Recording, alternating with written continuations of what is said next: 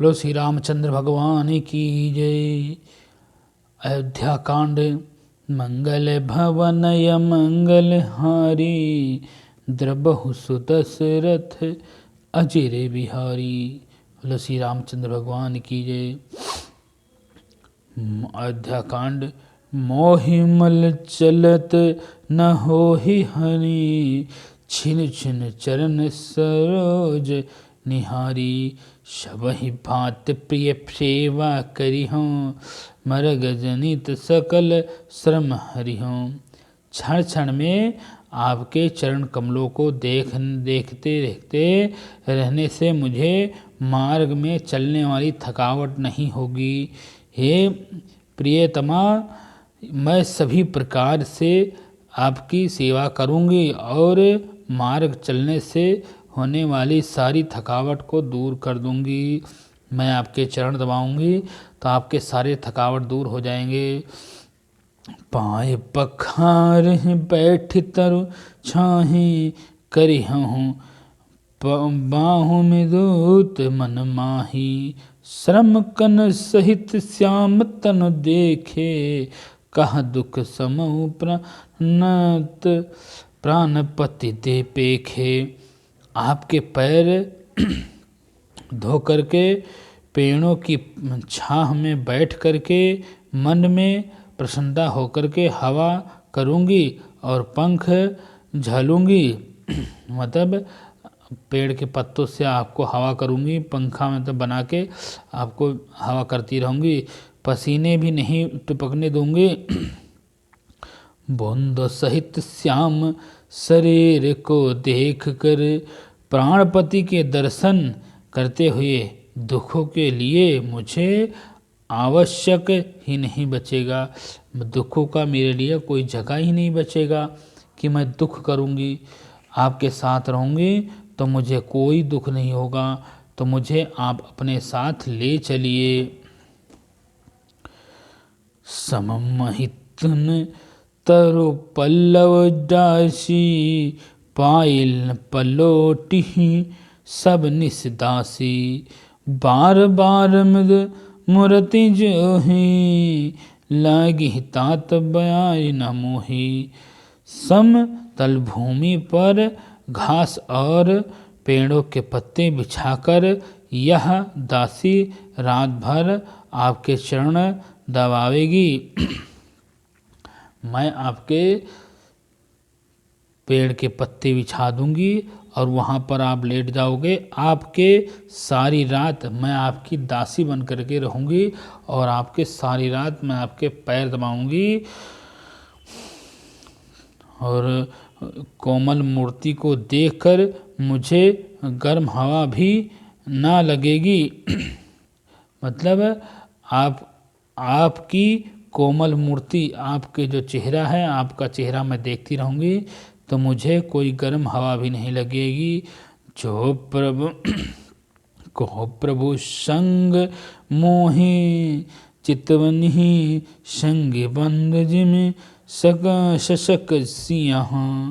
मैं सुकुमारी नाथ बन जोगी, तुम्हें उतर तात को मोक होगी। प्रभु के साथ रहते मेरे और आँख उठकर देखने वाला कौन है। प्रभु आपके अलावा मुझे देखने वाला कौन है। देखने वाला कौन है अर्थात कोई नहीं देख सकता है मुझे। जैसे सिंह की स्त्री सिंघानी को खरगोश और शिकार नहीं देख सकते, जैसे जो सिंह होता है, बाघ जो होता है और जो उसकी शेरनी होती है, उसको खरगोश कभी नहीं देखता है। और जो शिकारी होता है वो भी कभी शेरनी को नहीं देखता है। ऐसे वो झपट्टा मार देती है, शेरनी नहीं देख सकते। मैं सुकुमारी हूँ और नाथ बन के योग्य हैं। मैं सुकुमारी हूँ और नाथ बन के योग्य हैं। आपको तो तपस्या उचित है, लेकिन मुझको विष क्यों भुगा रहे हो आप। ऐसे हूँ बचन कठोर सुनी, जो ना हृदय बिलागन, तो प्रभु विस्मय वियोग दुख, सही है पावहु प्राण। ऐसे कठोर वचन सुनकर भी जब मेरा हृदय न फटा तो मैं प्रभु मालूम होता है कि परमय प्राण आपके वियोग भीषण दुख सहूँगी। मतलब इतना सब कुछ मैं आपको समझा रही हूँ, कह रही हूँ, फिर भी आप हमारे प्रति एक सेकंड भी नहीं आप देख रहे हो, ना कुछ कह रहे हो, तो मेरा प्राण ही त्याग देना उचित रहेगा। अस कह सिया व्याकुल भाई, भय भारी बचन वियोग न सकी समारी, देख दास रघुपति जिये जाना, हटिरा क्यों नहीं रहा क्यों प्राणा। ऐसा कहकर सीता जी बहुत ही व्याकुल हो गई। ऐसे वचन कहकर श्री रामचंद्र जी को सीता जी बहुत व्याकुल हो गई और वचन के वियोग को भी ना संभाल सकी। तो अर्थात शरीर से वियोग की बात तो अलग रह गई, मतलब जो बात कह रही थी वो तो बात अलग ही रह गई। वियोग के बात सुनकर ही अत्यंत विलक हो गई, विलाप करके रोने लगी। उनके यह दस दशा देख करके श्री रघुनाथ जी ने अपने जिम्मे जान लिया और हठपूर्वक इन्हें यहाँ रखने से ये प्राणों को रहेगी, मतलब ये प्राण अगर मैं इसको यहाँ छोड़ दूंगा तो ये अपने प्राण त्याग देगी, तो इसलिए मुझे इसको ले जाना चाहिए। इस तरह रामचंद्र सोच कहने लगे, कहो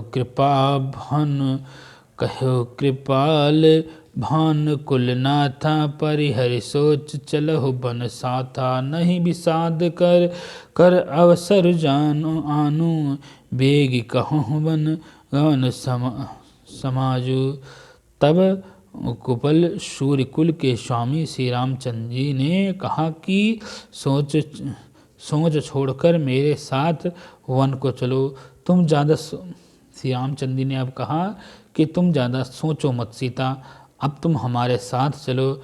आज विषाद करने हो का अवसर नहीं है, तुम तुरंत वन तैयारी करो, मतलब वन में जाने के लिए तैयारी करो।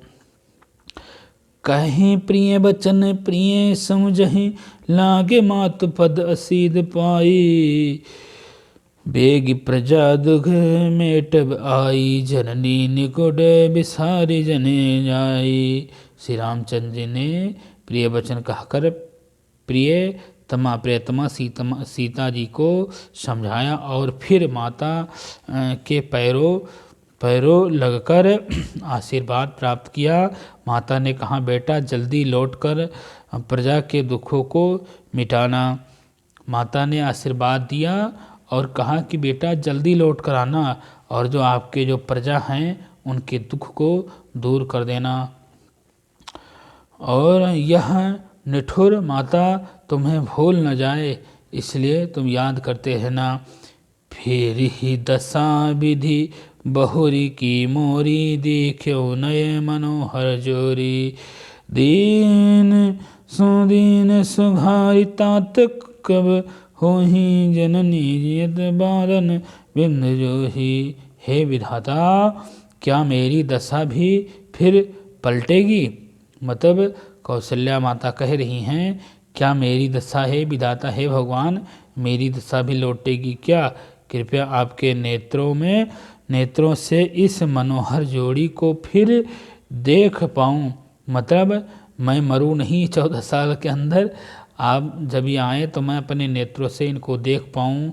पुत्र वह सुंदर दिन शुभ घड़ी कब होगी, जब तुम्हारी जननी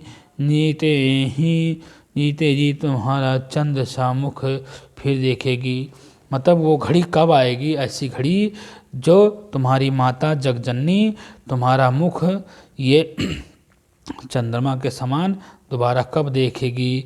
बहुरी बछहु कहे लाल कहे रघुपति रघुबर तात कवहि बोलाहि लगई जी हरसि सिंह निरखिहु तात।